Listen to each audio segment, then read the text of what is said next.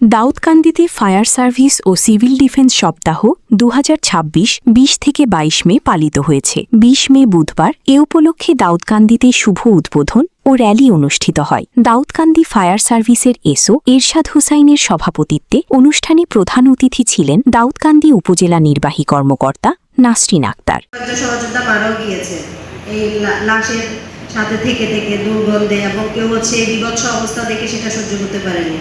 তা আপনাদের জন্য একটাই শুধু দোয়া, আপনাদেরকে আরো বেশি সহ্য শক্তি দান করুক এবং আপনাদেরকে সুস্থতা দান করুক, যাতে আপনারা আমাদেরকে সুস্থ রাখতে পারেন। আমাদের এই কঠিন সময়টাতে আপনারা যেভাবে ছুটে চলে যাচ্ছেন, এজন্য আপনাদেরকে আরো বেশি শক্তি দান করুন।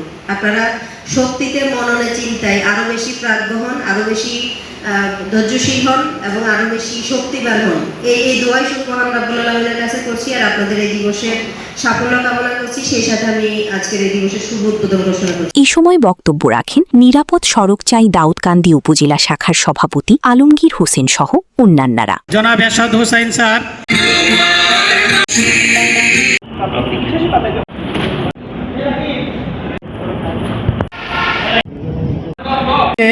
বিভাগীয় সূচনা community.tv বিনোদনের পাশাপাশি খবর।